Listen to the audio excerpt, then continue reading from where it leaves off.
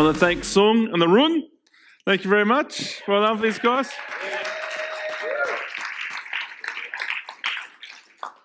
All right, we just really want to land this thing about who's your dad, okay? Who's your daddy? And people ask me, are you a universalist, Chris? Or what do you think happens? And is there second chances? And I say, I don't know. All I know that is when you leave this body, you go and live with your dad. That's all. So who's your father? Who's your dad? Good news. You've been born again. You receive the person of Christ, which is a person, which is a word, which is a seed.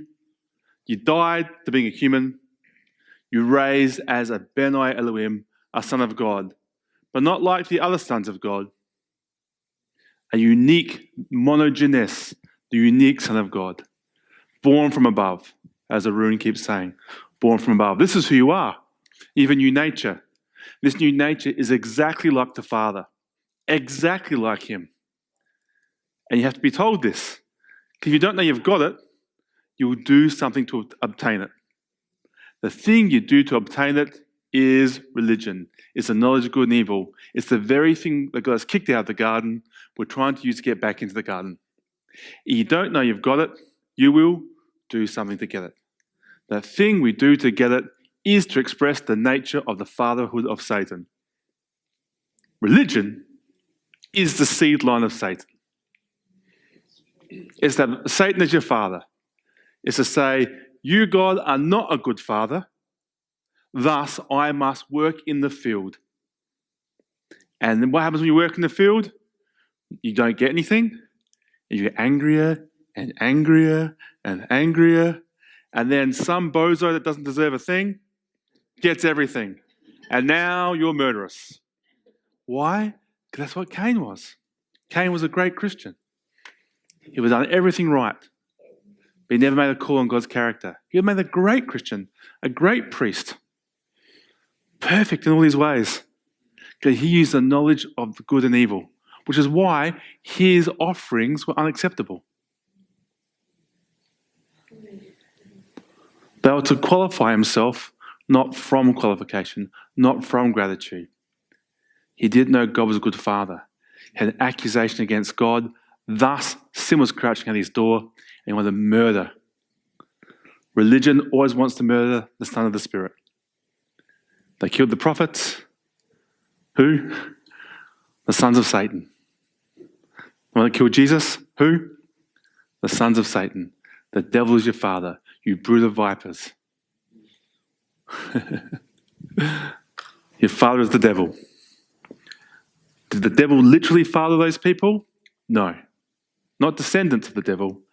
Their father is expressing his nature, his words, his seed, his siring. They wanted hierarchy. They wanted a priesthood and a laity. The detestable practices of the Nico head Laitans. Nico laity. We in the church, we use the word laity as expressly banned in Revelations. Detestable, it's called. Nico laity. We're all priests. We're all kings. Yep.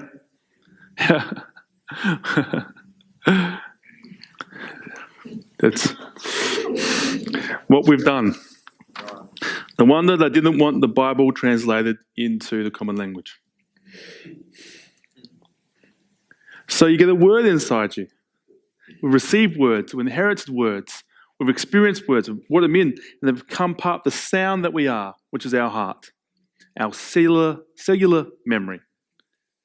We've got these words inside us, and they might say, you're great. Or they might say, you're not so great. You don't deserve this. No one's coming to help you. There's something faulty about you that you don't qualify for unqualified love. You don't qualify for agape. There's something wrong about you. Okay? Everybody else does. It just doesn't happen for you. There's something faulty about you. This is shame. And Jesus took our shame and replaced it with himself, the beloved Son. Where your shame was, you now have the beloved Son. And God wants to give you all the kingdom. And if you can't receive it without works, then you'll never know what the Father's like. You'll never become him, because you have to give it away to people who don't deserve it. That's your job. Free received, free given. The fastest way is to never work for God again. Never qualify yourself for God again. Just come as you are. Even if you're angry with God. Even if you've got accusations this thick in the manila folder at home against God. Take it, give it to him and say, this is what I feel about you, and this is who I am. God can work with that, because sin doesn't surprise him, it doesn't shock him, it doesn't even bother him. It's dealt with. But if you don't call him good, there's nowhere you can go. If you don't think he's going to give it to you, you will do something to get it. Or you will stop doing things to get it. Whatever. But you're still qualifying yourself by your own strength, by your own wisdom, by your own arm of flesh, which is always under a curse, and that curse is death. The tree of knowledge of good and evil had one fruit, the good and evil fruit. One fruit. It's not good fruit and evil fruit. The good and evil fruit. It's a mixed seed. Do something good for God, you've just done something evil for God. And the evil fruit goes quick, okay? God's not going to be good to me, so I'm the younger son. I leave and I go live the party life. And if you get involved in lots of sex and lots of drugs and lots of wild living and stuff, that clock comes fast. Tick, tick, tick, tick, tick, tick, tick, tick. You can't do that for so long until it catches up with you, okay? And boom, it gets you, okay? But being good for God, that clock moves slow. Okay? You can do cocaine for 10 years. You can do religion for 40 years before that gets you. Yeah? But it's coming. It's coming. It's coming. And you wake up, you've served God for 40 years. He hasn't given you a goat.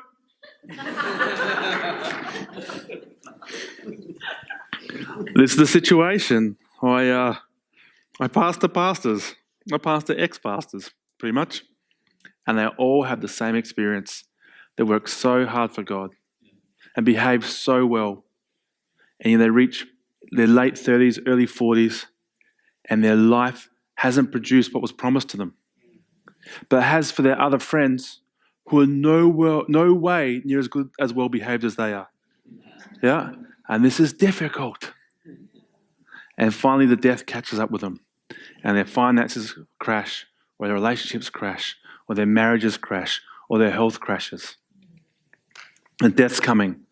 What produced the death? Good works. Good works unto righteousness, not from righteousness. From righteousness, work 20 hours a day. Ask Ruin how you do this. He knows. Just from righteousness, be as active as you want. But for righteousness, only believe.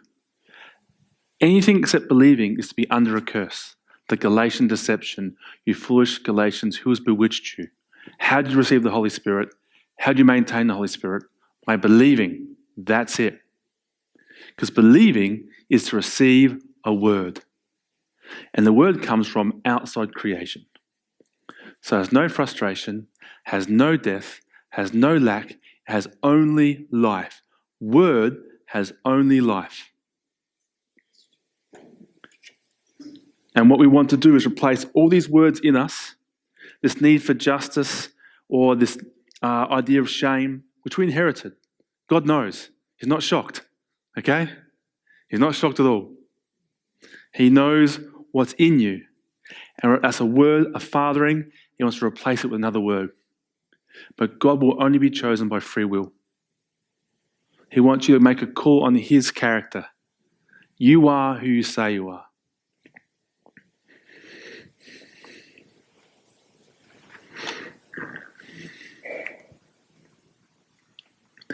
Adam and Eve didn't believe the word, so they reached with their own hand and it brought death.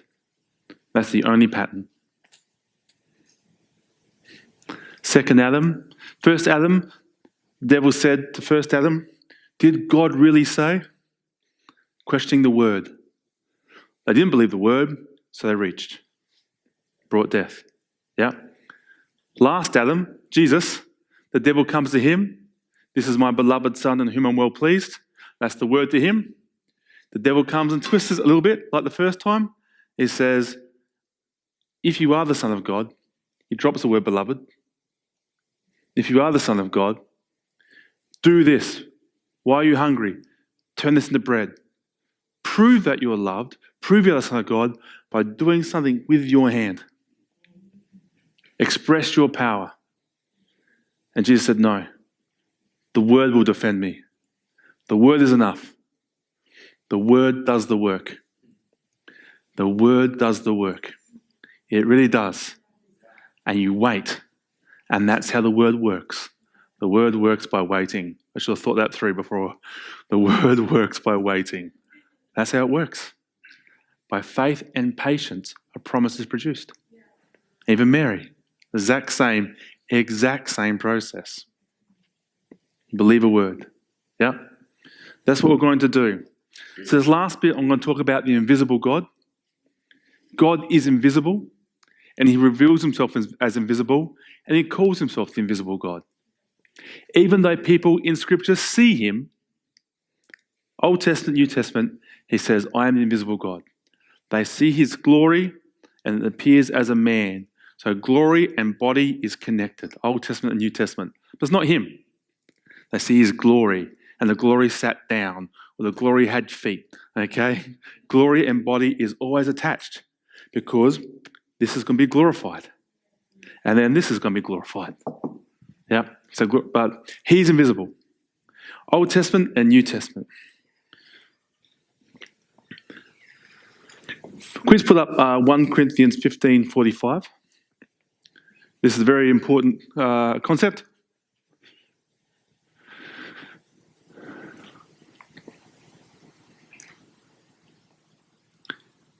Okay. So it is written, the first man, Adam, became a living being. The last Adam, a life-giving spirit. Okay, this is that first the natural, then the physical. First the natural, then the spiritual. First Adam was a living being. That's us. We're a living being that put ourselves under death. Second Adam is a life-giving spirit. This is what you are. You are a life-giving spirit. So we get taught to be Christians, waiting to die to go to heaven, okay? And none of these promises of the Bible work for us. But you're not a human being waiting to go to heaven. You are a son of God. And a son of God is a life-giving spirit. This is what you do. You are the source to this earth. You're the source. We're not waiting for the rapture to escape this evil place, let the evil people be judged. Yeah. We are the life-giving spirits. We are sons of God. We're everything that he is, we're nothing that he's not. Everything it says of Jesus, it says of you, and he was the exact representation of the Father. When you see a description of the Father, one of the Father's names describes the Father, that's the seed you're made out of. It describes you. Jehovah Jireh, okay? Christopher Jireh. It's better that he left. I am now the supply of the world. Jehovah Rapha, a healer. Christopher Rapha. I'm a healer, like my dad. Nissi, is that the banner over me is love? That's me. I'm like my Father. I'm an I am, like he is. And I am a banner of love. By DNA. I don't achieve it. I don't fast for it. The day I believed, not the day I repented, not the day I stopped smoking, not the day I forgave my mum, not the day I started going to church. The day I believed is the day I received that seed. I was born again. And all the attributes of the Father are mine.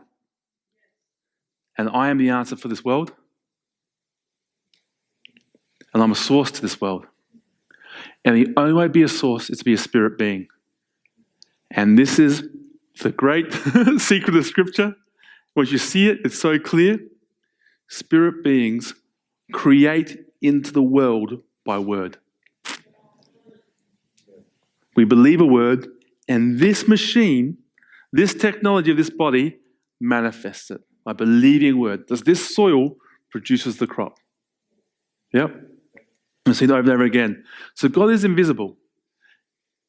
If you were invisible, and you couldn't be tasted, touched, or seen, the only way I could know who you were would be by your word. And this is God. He's a spirit being, and he wants to be known by his word. He's saying, will you love me for who I am? I'm word. My word is me. Everything I've revealed about myself is by my word. Will you believe the word? Because it's me. I've revealed the very essence of who I am by word. He's asking, will you love me for being invisible word? Or do you demand a manifestation?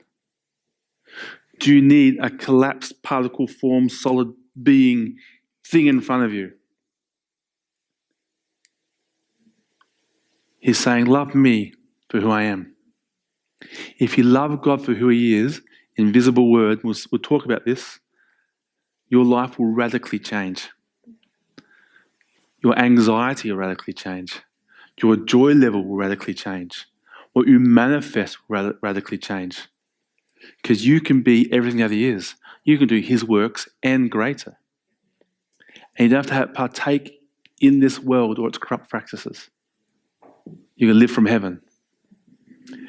If I was the ambassador for the USA to Haiti, okay, so I live in my embassy in Haiti, and then the economy of Haiti goes down, what happens to my wages? Nothing. What happens to my quality of life? Nothing. If I need to throw a party for 1,000 people, USA pays for it. I need a new car, USA pays for it. Electricity stays on, air conditioning stays on, satellite stays up, because my economy is not attached to their economy. Okay? If I work as the ambassador, USA pays for everything. USA needs a dinner for 1,000 people, USA pays for it. If I want to throw a dinner for 1,000 people for my own purposes, USA may not pay for it. But if I'm doing what the USA is doing, I'm saying what the USA is saying, I continue to get paid. Okay? This is just a metaphor. It's not the perfect picture of the kingdom, but it's a metaphor. If I'm doing what the kingdom's doing, kingdom pays. What's the kingdom doing? Sending rain on good people and evil people, the just people and the unjust people, forgiving its enemies on the night it's betrayed, giving up its body, laying its life down before the sin even happens. That's what the kingdom's doing. If you're doing that, kingdom pays for everything with its resources. And its resources come in word form and manifest here. And that's what we call a miracle. It's a pattern, but it's a miracle. If you like physics, we've got Newtonian physics, which is particle like this, solid. Subatomic is quantum physics, okay? Operates by a different set of laws. This is body. Quantum physics is soul. Quantum physics reacts to the intention of human beings. Over and over again, they can see it happen. They don't know how. Okay, so we've got body, soul, body, particle physics, collapsed energy, soul, potential, soul in potential form, but still exists. It's a wave form. Particle form, body, soul, wave form, spirit, word form. New Age people can create from wave form by their intention and holding it over and over again. Yeah, they can. It's not demonic. It's what humans can do. If I can move this with my body, is that demonic? No, okay? If I can do it within my heart, if I can attend something with my soul and create it to be, is that demonic? No. Okay? But it's from inside creation, and they have to sustain it. And that's the cruelty of it. Okay? Because if you can do this with your heart, and then your child gets sick, and you couldn't fix it up, you know, it's a double-edged sword. If you can, then you couldn't, it's going to get you. Okay? But we don't create from body. We don't create from soul. We are through the curtain, raised and seated, we're life-giving spirits. We operate by word like our Father, who's an invisible spirit and creates with his word. Creating with a word is effortless. No flesh. No flesh will inherit the kingdom. No flesh will inherit the glory. You can't boast in this. This ability is only received. If the Spirit creates it, it humbles you. But if you do it by your own strength, you'll go into judgment. It's unavoidable. That's the law. If I lose 40 pounds by getting up early in the morning and changing my diet and eating this and doing this and being very disciplined, and then my friend, he goes to a Benny Hinn thing and someone touches him and his fat goes, his pants fall down, and I've taken 6 months to do that. Am I happy for that guy? Judgment, anger, murder, older brother. But if I received it from Benny Hinn, okay, God did it for me. You come to me, I say, hey, God did it for me as a free gift. It's yours as a free gift. Because how you got it is how you give it away. Yeah? Same with anything. Okay. So God's an invisible God. He wants to be invisible. He wants to be known as the invisible God. Love me for who I am. Once you realize he's invisible and he operates by word and word alone, then you can become a spirit being too, and you'll do what he does, the same way he does. Believe in his heart, confesses with his mouth. We know by faith that God framed the world with his words. And that's what you'll do, like your dad. Okay, John 6, 45 to 48. We're talking about God being invisible. Okay, it says in the Old Testament, no one can see God and live, etc. And then we've got lots in the New Testament too. John 6:45. It is written in the prophets, they will all be taught by God. Right, let's stop there. We don't even believe that yet. Do we believe that no one needs to be taught, the Holy Spirit teaching themselves?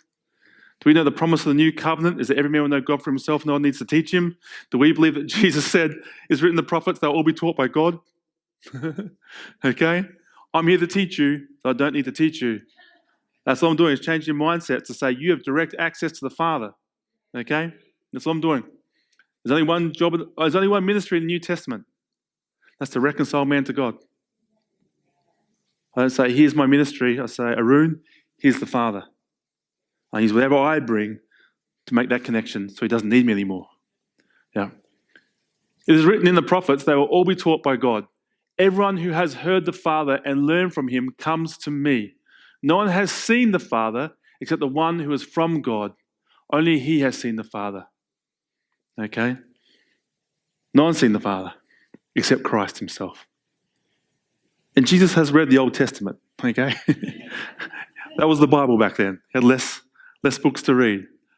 Okay? He knows that people saw what they saw, and he says very clearly, no one has seen the Father. 1 John also clearly says no one's seen the Father. Okay? And 1 John, that guy went to heaven and saw everything. He says no one has seen the Father. And then Colossians 1:25, this is the one that Sung read out today.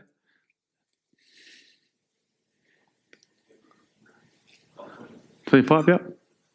Great. I become...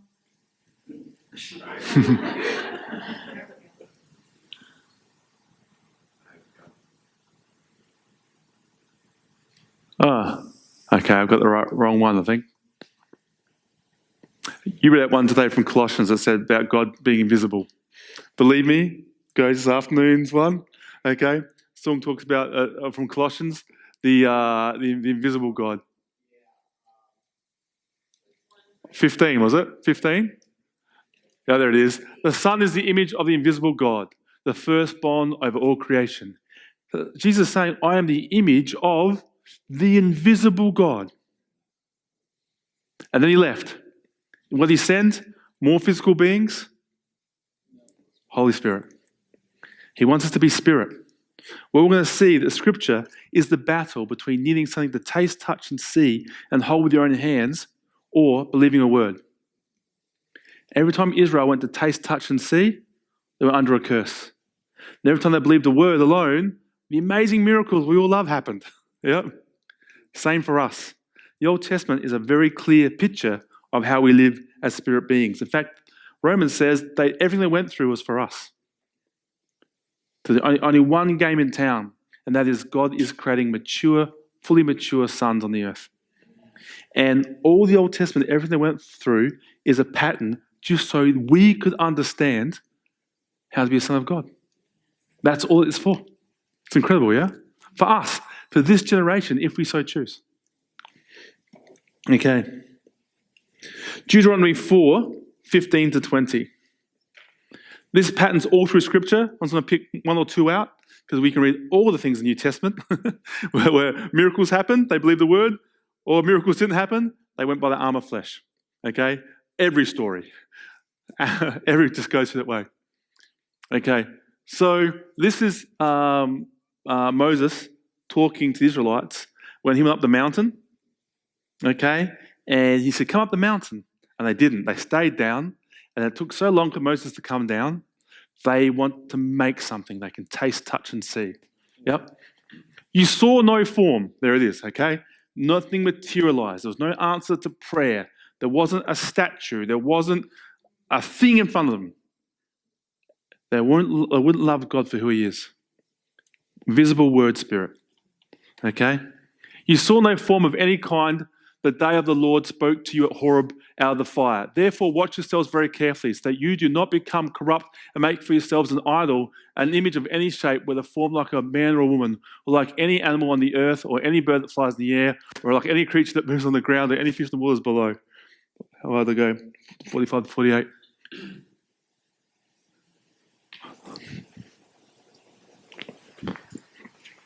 And when you look up to the sky and see the sun, the moon, and the stars, and all the heavenly array, do not be enticed into bowing down to them and worshipping things the Lord your God has apportioned to all the nations under heaven. But as for you, the Lord took you and brought you out of the iron smelting furnace, out of Egypt, to be the people of his inheritance, as you now are. Okay. Because they saw no form, they wanted to make something. Yeah. Can we just bring up, hang on, let's keep going there, 23 to 25.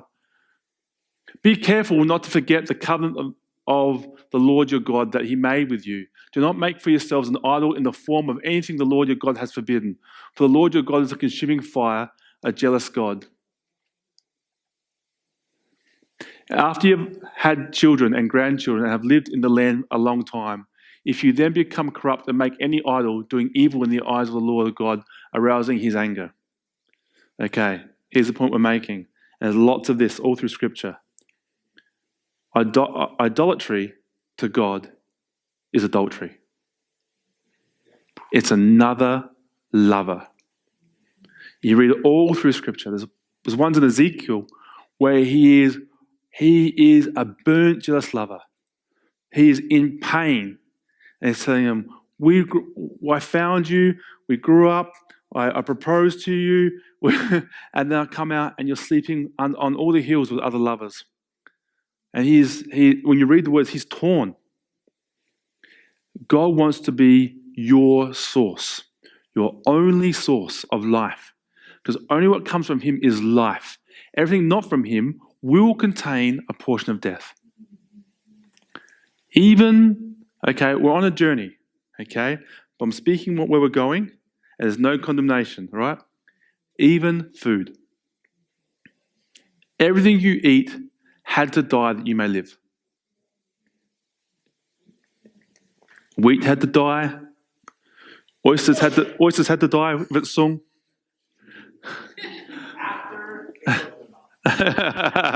Raw oysters are dying as Sung eats them. Pigs had to die. Something had to die that you may live. And Jesus very clearly in John 6 is saying, I am the bread of life.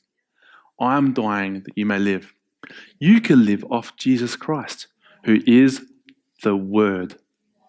The Word can sustain you. The Word is life indeed, bread indeed, food indeed. And if it comes from outside creation, there's no waste. There's no inefficiency. There's no death. There's only life. Okay? And we're moving there. Okay? Don't create yourself another standard to live up to. Okay?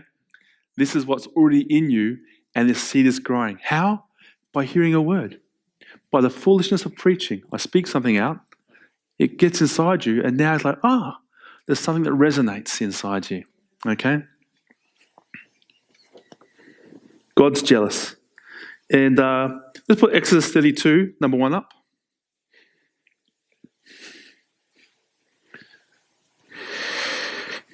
When the people saw that Moses was so long in coming down from the mountain, they gathered around Aaron and said, "Come, make us gods.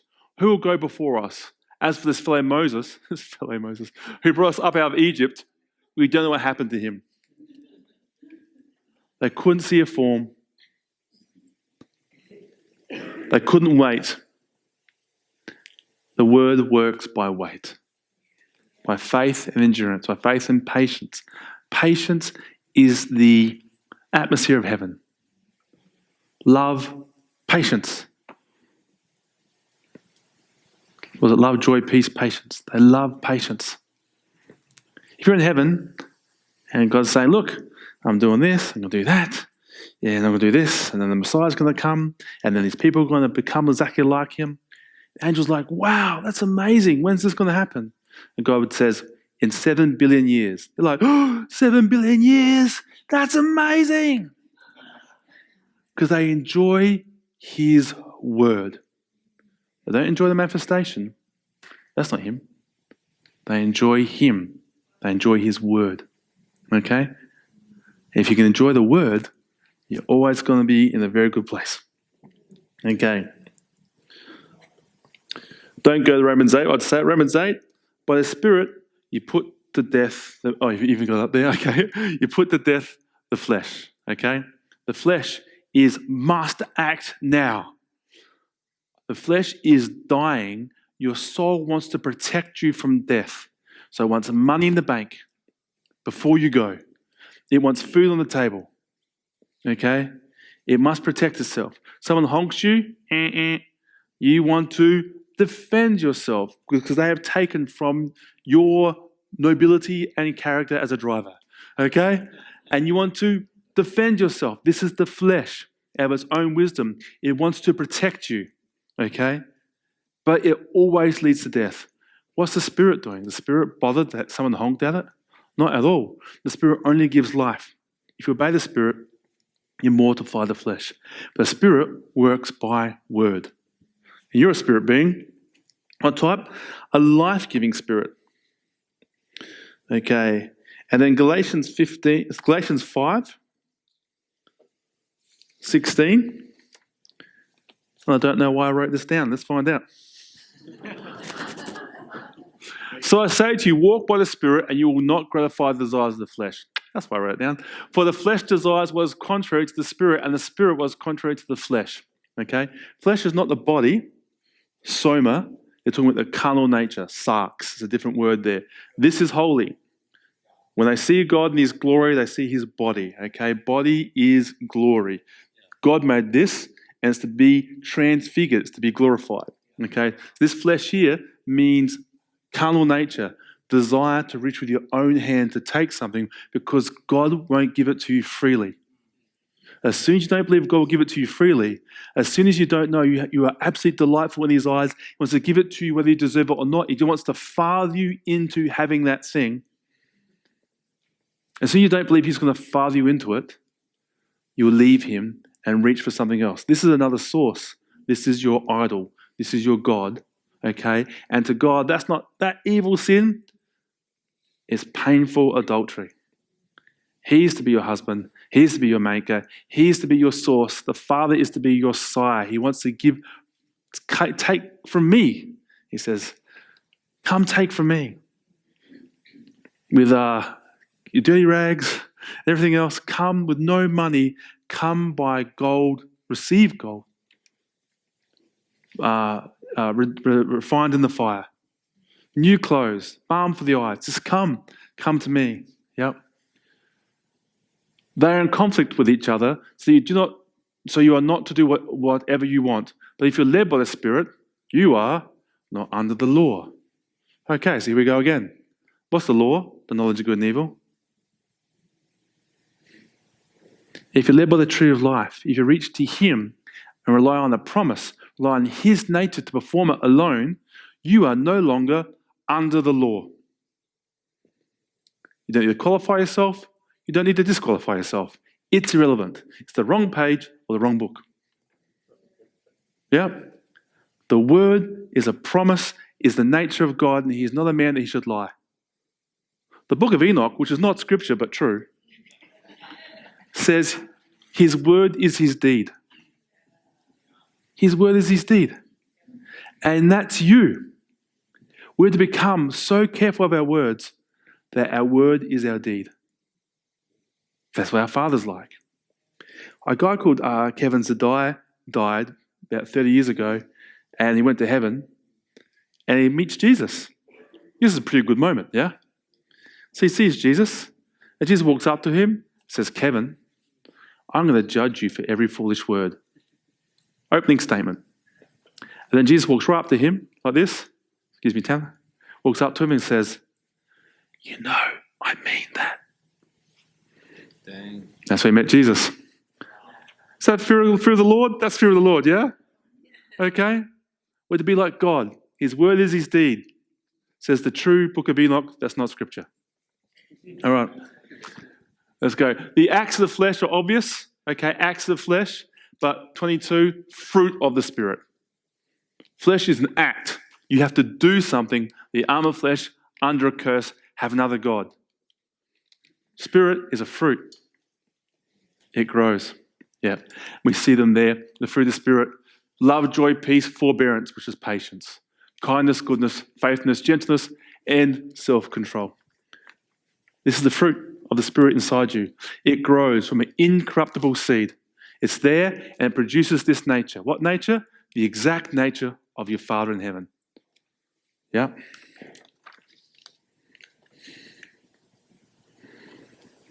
Okay. God works in seed form. Seed is small beginnings. This is the weird thing about God. Whatever humans think about God, the way he acts, you should just inverse it. Okay? We love big acts, big signs, big buildings, and God loves small, still voice. He loves the day of small beginnings. That's what he loves. He loves a cloud the size of a man's hand. He loves a baby born in a manger. He loves Abraham walking out of his dad's tent, not knowing he'll become a nation of millions and millions. He loves a small beginning. What did Abraham have to do? Just believe the first word. And the word produces. Because in the word, which is the seed, is everything it needs to sustain it. When you put an acorn seed in the ground, it doesn't need other things added to it. Inside that acorn seed is everything it needs for the tree to grow. Same as any promise from God. I'm skipping about. Let's go there. So we will understand faith. We will all understand the faith movement, okay? Which had many great things about it, like they called the word of God true. They engaged it from a 60-fold, a soul level. So how do you get the red Mercedes? You believe for it. Red Mercedes, red Mercedes, red Mercedes. Confess it. Will I have whatever you say you shall have, etc., etc. God delights in the prosperity of his saints. You keep going, red Mercedes, red Mercedes, red Mercedes. Maybe you fast for it, okay? Add some spiritual pressure in there. All true, accurate things you can get engaged with, and find the red Mercedes comes, and red Mercedes is here. Your delight is in the manifestation.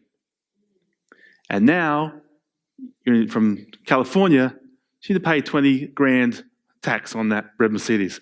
Now you have to pray for tax money. This is tax money, tax money, tax money. God delights in giving me the tax money. Here's a verse.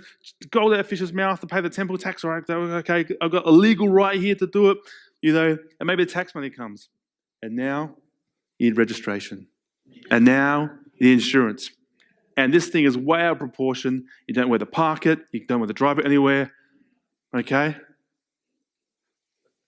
Because the light is in the manifestation, and the effort that goes in manifestation is soul level, and it exhausts you. If you did all that for the red Mercedes, red Mercedes, you go inside and your child's sick, you don't have it. You're gone. You fasted 40 days for the Mercedes. You can fast another 40 days for your kid now. Okay? It's a double-edged sword. We'll get back to that.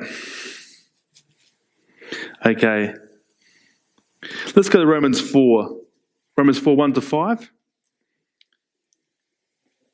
We will revisit this red Mercedes. Okay?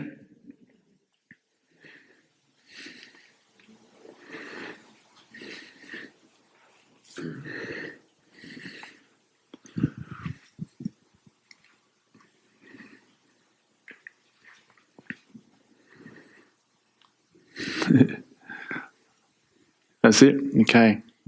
What shall we say then? What then shall we say that Abraham, our forefather according to the flesh, discovered in this matter? If, in fact, Abraham was justified by works, he had something to boast about. Okay? The flesh leads to pride, always to death. But not before God. Your building program, your outreach program, your ability to facilitate, administrate, to build, okay? You have something to boast about, but not before God. What goes to heaven? What came from heaven? It went through the fire, it's going to go back through the fire. Okay? What does Scripture say? Abraham believed God, and it was credited to him as righteousness. We'll go back to that in a second. Now it's the one who works. Wages are not credited as a gift, but as an obligation. Whereas it's the one who does not work, but trusts God, who justifies the ungodly, that's what you do, you're like your father, their faith is credited as righteousness. All right.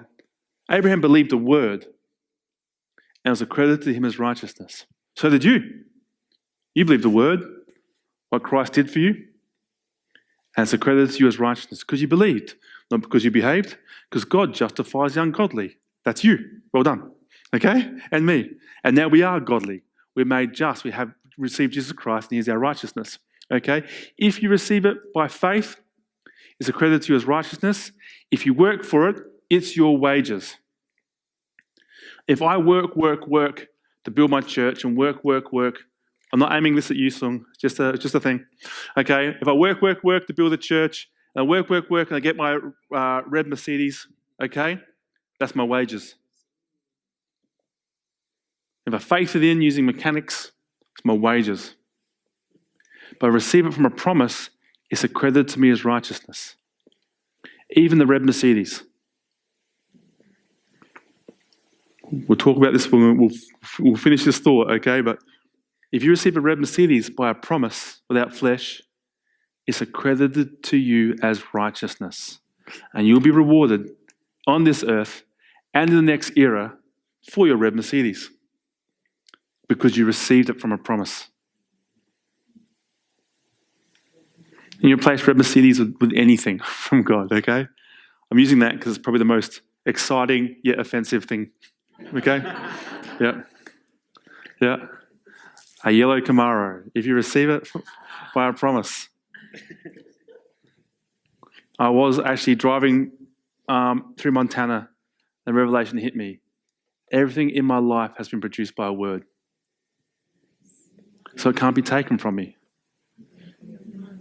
Given by the word, sustained by the word. Given by flesh, sustained by flesh. Given by faith dynamics, sustained by faith dynamics. Not wrong, just make a choice. Given by your effort, it is your wages. Received as a gift is righteousness. There are people who are like millionaires. I'm using money because it's quantifiable, okay? And they own cars and jets and businesses, and they'll be rewarded because they own cars and jets. It's not their reward on earth, their reward's in heaven because they received it from a gift without flesh. Not saying they weren't wise. I didn't say they didn't learn business. I'm saying its source was the Word. They made a call on God like David did. This is your character. This is what you do. And I will wait for it. And waiting sorts you out. Yeah? And when you don't believe God's going to do that for you, you reach with your own hands and you engage a system which will lead to death. Even the church system.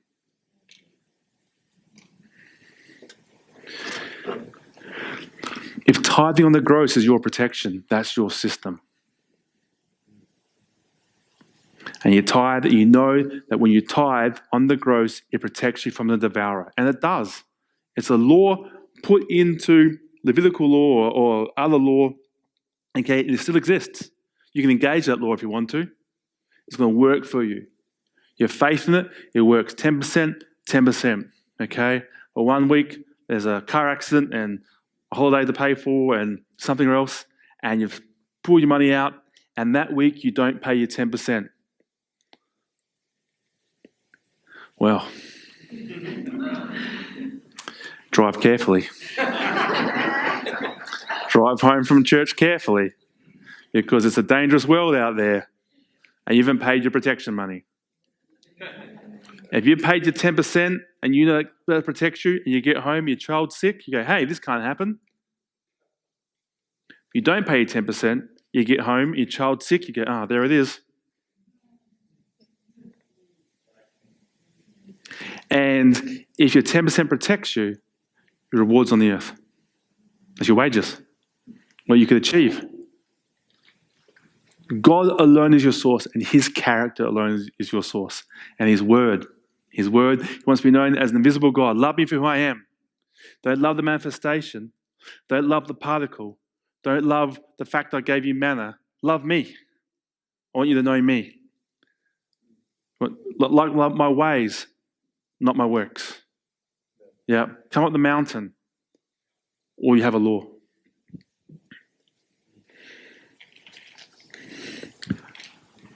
What was that one?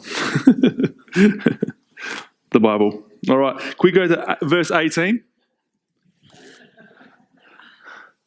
The Word. Against all hope, Abraham in hope believed, and so became the father of many nations, just as it had been said, a word, to him. So shall your offspring be, a song preached on. Without weakening in his faith, he faced the fact. Okay. Facing the facts, he believed the truth. Okay? Fact is, there's $5 in your bank account. Fact is, the doctor said this about your body. Fact is, your children are doing this. Whatever, they're facts.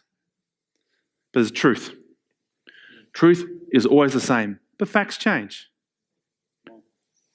2 days ago, I was 44. That changed. Now I'm 45. Okay? Facts change. But the truth never changes. The truth is always. Facing the facts, he believed the truth, a word. Okay? What was said to him, a word. Truth will change facts. Without weakening his faith, he faced the fact that his body was good as dead, since he was about 100 years old, and Sarah's womb was also dead. Brutal. Yet he did not waver through unbelief regarding the promise of God. He saw what's going on. It wasn't like, I'm not sick. No, I'm good, brother. Okay? He knew exactly what was going on. Okay? I'm not on crutches, He faced the fact, but did not waver in God's promise.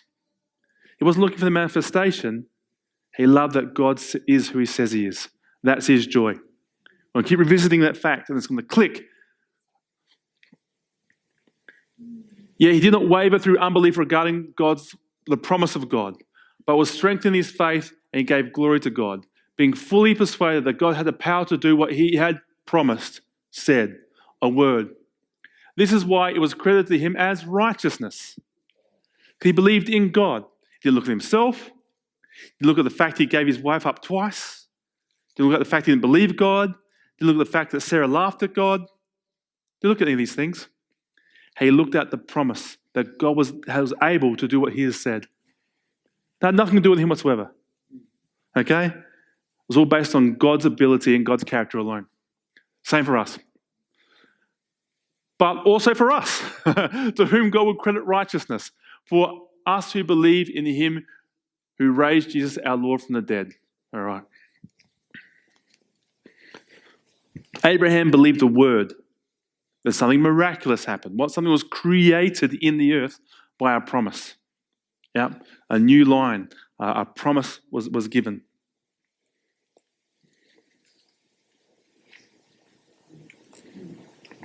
Okay, let's go to 2 Peter 1, verses 3 to 4.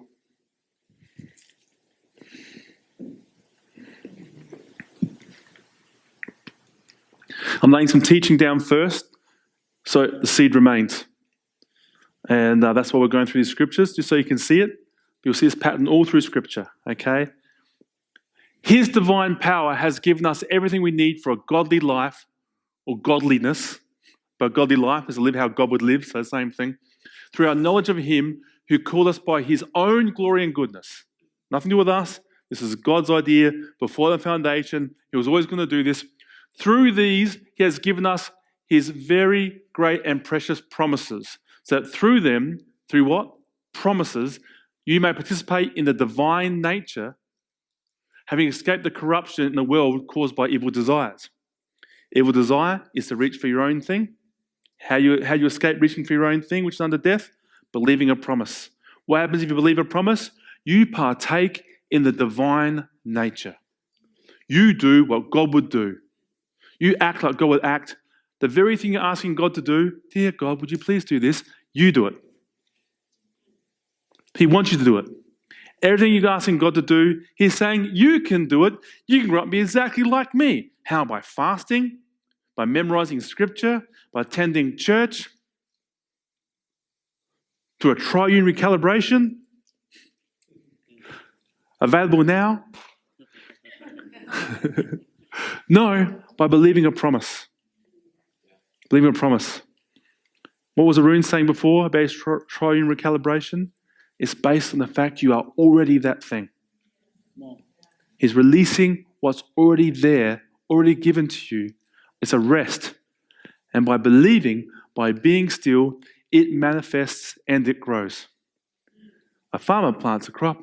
He goes to bed. He wakes up. It's grown. He doesn't know how. That's the kingdom. Want miracles? Has to come from somewhere else. If I can get a truckload of food here, that's not a miracle. Okay, it's still good. Do that. Okay, but it's not a miracle. Okay? But food appearing, that's a miracle. Yeah? We may need that sooner than we think. Okay.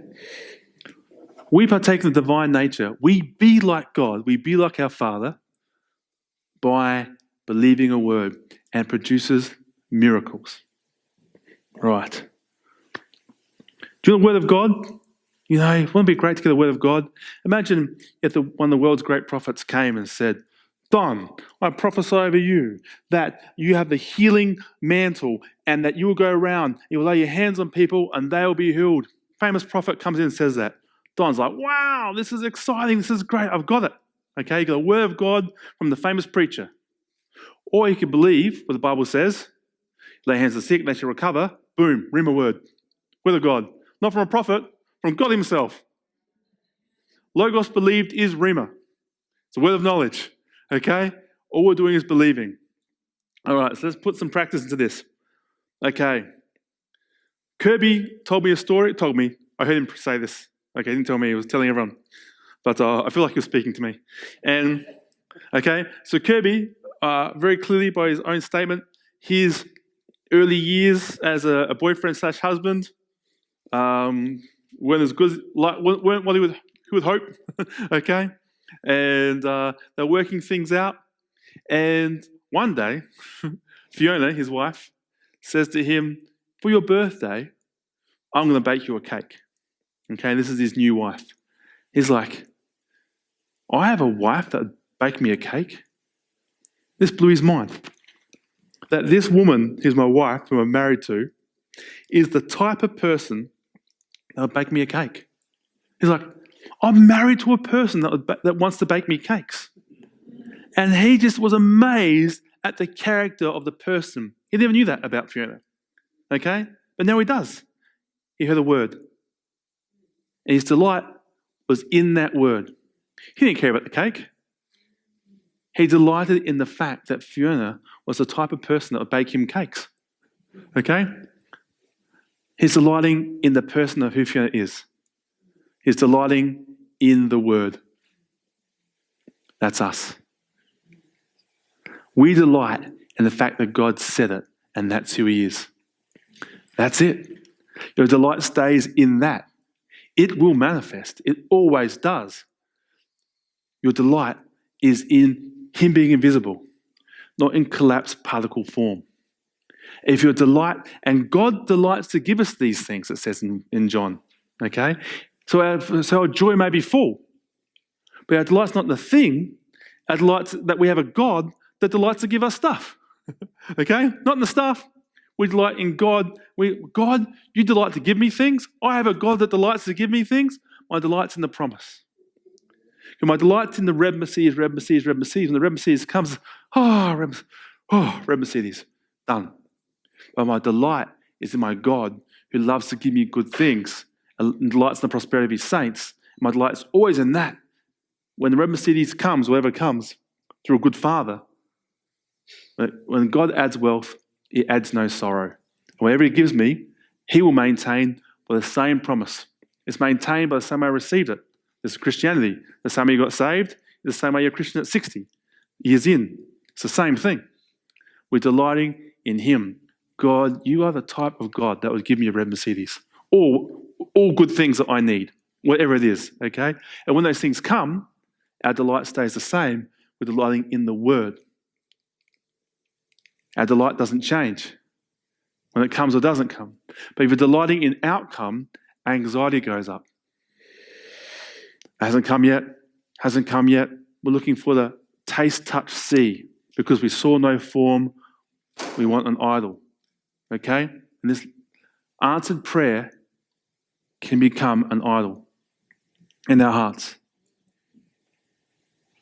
Where delight in the answer is in answered prayer, not in the giver and his nature. He is an invisible God. We must delight in the fact he is an invisible God. I do not see in the realms like Arun sees in the realms. But I delight in my Father and who he is, that he takes me to those places whether I see it or not. That's who he is. That's what I have.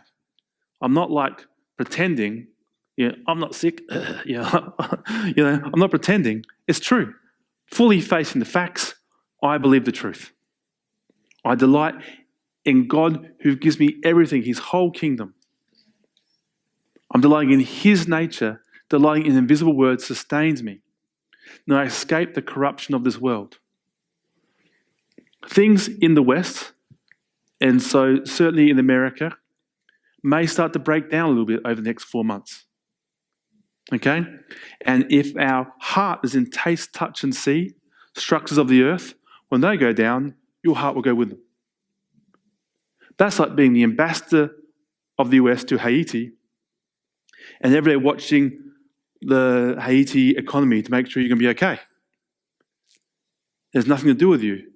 If you're based on word, if you're based on God's character, you love him for who he is, which is word, spirit and word, it doesn't matter.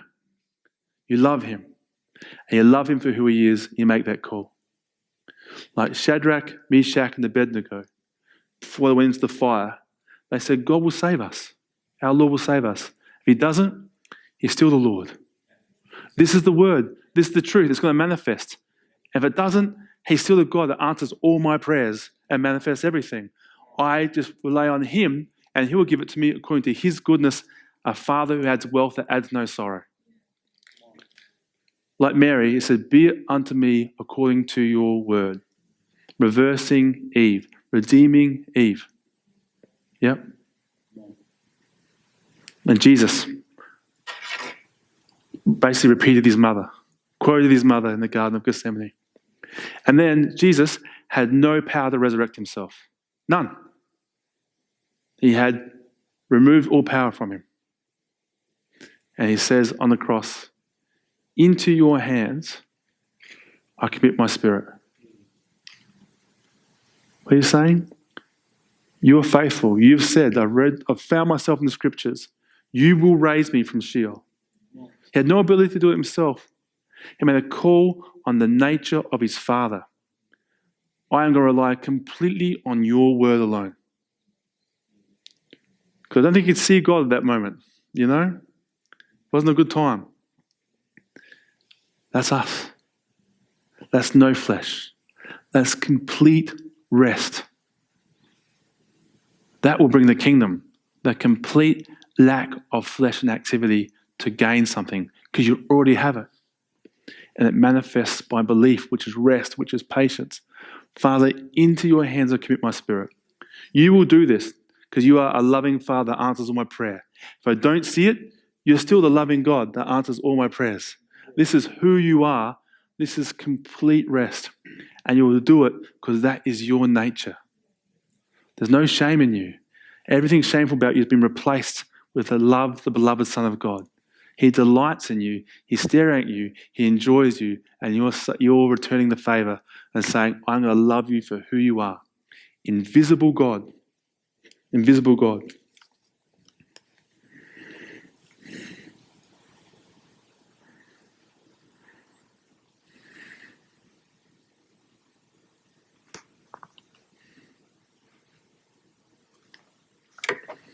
So let's talk about a practical application that we also know about here. That's what I wanted to say. I've said what I wanted to say. The Word. There's no flesh in the Word. It comes from outside creation. There's no waste. There's no damage. There's only life. Everything else contains fathering of Satan in it as a source. Who's your source? Which tree are you going to go to? If you don't know that you're perfect and delighted in the Father's eyes, and He's a good Father, if you don't know it's coming to you based on His character alone, your character doesn't qualify you, your character doesn't disqualify you. As Curry Blake says, healing is not a reward for good behavior. It's just the nature of the Father. Life. What are the gates of hell? Anything to do with death. We are life-giving spirits. If you don't let God give to you freely what you don't deserve based on His character alone, then you can't become it. Well, I give to you. You must receive it to give it away. You must experience it to give it away. Based on a word and a promise. We delight in the Father. That's who He is. So Jesus in John 6 said, this is my body and my blood. If you eat of me, you will live forever. You have eternal life. You shall not die. Okay, it's pretty clear on this matter. And this is food and drink indeed. Okay? So communion is powerful. Because communion, so do we actually have communion? Yeah. Okay. We'll take communion together in a minute. I see it up there now, yep. Communion, I'll just grab it. Hope nothing goes off as I go over here. No feedback. All right. There you go. Start passing that around. There's probably some more somewhere. Okay. So communion, this is just a demo. This is a live demo of communion. Okay. It's body and blood, and it comes from somewhere else. It's food from outside creation. Because everything in creation is under frustration and contains, and if it's your source, by the nature of it becoming your source, it contains death because it's an idol. Okay? Now listen very carefully. No condemnation. God gave food to Adam and Eve in the garden. Why? For pleasure. What does Eden mean? Pleasure. God showed the food to Adam and Eve, and they saw it was good to look at, pleasure, and useful to eat. Useful, not necessary. Yeah? Because if Adam and Eve didn't eat, would they have died? They're in the kingdom. There's only life in the kingdom. Okay? And God wants to restore us to this. Can that happen? Is God so good to you? Are you the type of God that will restore me to Adam and Eve except better? He is. He is. That's exactly what he's done. He's undone Eden. Eden is about death. We know by faith that God created the world by his word. Everything around us is word. This is word. Went from word to frequency to matter. Okay? That's what happened. Anything your body needs is word. How much word did it take to create the whole world?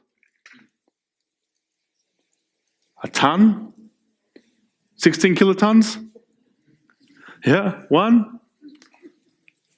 So if this is word, how much is enough for breakfast? How much is enough for a meal? I've got friends who live of communion and they do bodybuilding and they put on mass. And this is all they're eating. This is all they're eating. Because this word, it can be a cow's worth of protein if they call it that by their word. Everyone's having communion. We have been like our Father in heaven who calls it things. And this is life, eternal, immortal life. Communion is amazing. That's why God gave it to us, because it's body, soul, spirit. It's all three realms. In the spirit, you are literally taking in the body and blood of Jesus Christ. But the spirit have blood, the spirit have a body. No, it's God's, it's word and it's blood. Life force is in the blood. You're taking the life force of Jesus Christ, whose resurrection himself, the way, the truth, and the life. You're drinking life, you're drinking resurrection. Himself. Yep. And the body is word. You need magnesium, it's magnesium. You need calcium, it's calcium. You need 4,000 calories for your bodybuilding, it's 4,000 calories with zero waste. We're beginning to think like spirit beings think. God gave Adam and Eve the food, and it's beautiful to look at and useful to eat. The devil showed them the food, and it was useful to eat, good to look at. It became a source of life. That little switch is the perversion. Incredible, yeah? The Bible reverses the order on purpose. There's no mistakes. Yep. Okay? We want food to be pleasure for us. We return food to pleasure. Not as a source, but useful. It's useful. But we live off our spirit man, and communion is the faith touchstone that Jesus gave us. Okay? Do you need communion? No. It's already done. But to apply your faith, the touchstone of faith, yep, He's given us communion, body, soul, spirit. Because in the spirit you're doing that, in your heart you believe, it hits your body. Okay? I have a sermon called Still Faced God, the Still Faced God. And that sort of talks about my journey into this and why it didn't work for me. It didn't work for me because I didn't think God liked me. I have a condemnation. Okay? And that's the Still Faced God, which is on YouTube and probably on podcast, is my journey into believing that God would do this for me. God knew He would do it for people. He's done it for the Christians through the centuries. Will He do it for me? No, I didn't believe that at all. I didn't know I didn't believe it. As I grew up not thinking God liked me. And God had put His finger on it. And He put His finger on it by me starving. It got my attention. Okay. But we're all on a journey. Okay. Unless you're transfigured glowing, okay, we're on at will by your own desire, we're on the journey. It's no condemnation. We're the generation that said we will overcome death. One said we'll bring the scriptures back. One said we'll get water baptism. One said we'll get the Holy Spirit. One said we'll restore the fivefold ministry. We said we will overcome death and bring in the fullness of stature of Christ in the body, immortality. Yeah. So what we're going to do, we're going to take in the word, and this is going to be your source of life. Food's not your source of life. It's useful. It's fun. It's tasty. That's what it is. It's pleasure. But this is life. Christ is life. And this is the symbol He gave us. On the night He was betrayed, he gave his body. So you can't disqualify yourself. Did you just betray Jesus? Well, guess what? He gives you life because he justifies the ungodly. That's good news. Okay? And by word, we can partake in the divine nature, become life-giving spirits. We're going to be the source. And if in the next few months food gets a bit scarce and everyone's prepping and doing that, which is fine, maybe even wise, okay? Bible preps, Joseph prepped, okay? They're not fearful, they're the source. When everyone's pulling back and scared, we're the source of forgiveness, of life, of food. I'm Christopher Gyra, like my dad. I'm going to give. Who? To the ungodly. The people who are attacking me. I want to give them life. That's a miracle. You can't do it yourself. It comes from this, the person of Christ in the Spirit. So we're going to take communion and we're going to just say, God, walk us in to your promise being everything. And you will do it. If I don't see it, you're still the God that does it. Into your hands I commit my spirit. I rely completely on the invisible word. I'm not going to do a thing. I'm going to go to bed and I wake up when it's grown. I don't know how. Complete rest. From there, work 20 hours a day, feeding the poor, whatever. It doesn't matter what you do from there. Okay? God's the source. And then from there we bring life. Okay? And it's done as a free gift. So let's just imagine in our imagination or in reality, however you see it, that we step through the torn veil, which is the living body of Jesus Christ, and we step into heaven. And Jesus is there. He's on the cross. And he's taken the sin of the world into his body. And out comes his righteous blood. We can hold up this cup. We see the blood of life pour into this cup. As the blood pours in, we see him go greyer and more deathly as life pours into this cup. He pours all his life in this cup until his body goes grey. And we say, and we take in that life. The life of resurrection himself. It breaks every curse. It just gives you life. It justifies the ungodly. Free gift. No waste.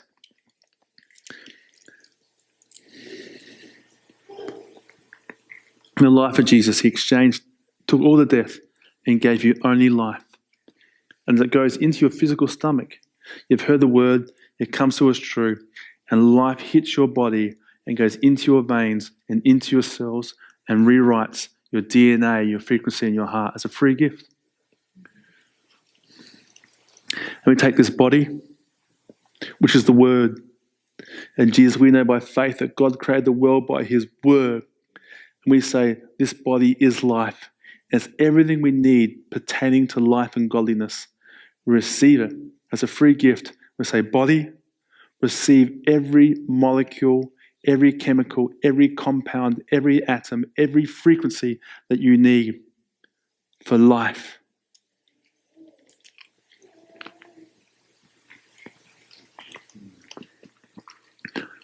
Jesus, we are exactly like you, a life-giving spirit in a body.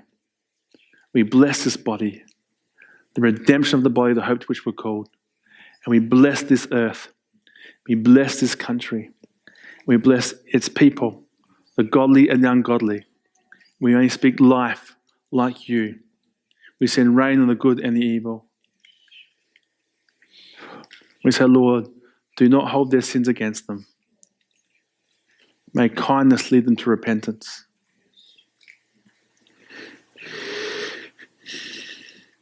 And now we're going to just rest in the fact that you delight to perform your word.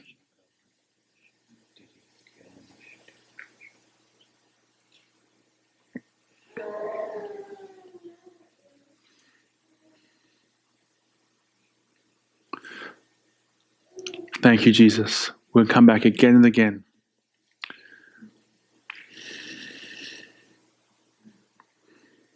Right, and now that word's just working its way through your body. It's doing it. There's nothing you have to do. It's doing it. It's happening now. That's what it is. What, really? Yeah, that's it. In fact, the quicker you do communion, the better. Because the longer you go, the more you start thinking about, oh, that sounded good. It does, that's what you do. So you step in, that'll be the longest I ever do when I'm living on communion. When I step in, I call it something. You must call it something with intention and gratitude. Okay? I was doing it for 3 weeks, just living off communion, and you don't lose any fat. You lose that salt, sugar, water, but you don't lose fat because you actually got everything going. So you have to be very careful what you say. Okay? You can actually put weight on. It's not like your body going into stress, like, I'm dying, store fat on. It's like, because you have communion, say, this is enough food for the day. Then you have lunch, and you have a sandwich, and that's all extra calories that your body stores. Because you've already said, this is enough food for the day. It's true. It really happens, okay? So I'm 3 weeks in, and I'm loving life. I'm walking around the mountains. I filmed it. I was the healthiest I've ever been. And one day I got home. I started feeling a bit dizzy, headachy, I was getting kidney pain, which happens normally first day of fasting. I'm like, hang on, what's going on? This is ridiculous. I thought, what's going on? And God showed me, this morning you just had communion. You didn't call it anything. You need to call it the food for the day. Okay? And come a time when we're all going to live off the word of God alone. We're spirit beings, living off the spirit being alone, no flesh, no fear of death. Yeah, and then we can be life to this world. Amen. Good? Good. All right.